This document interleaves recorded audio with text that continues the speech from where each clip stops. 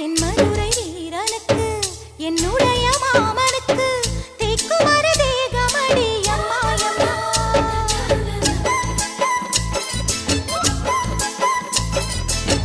மாமன் பெற்ற பெண்ணுனக்கு மையெழுதும் கண் எதுக்கு என்னை வந்து கொல்லுதடி எம்மாயம்மா.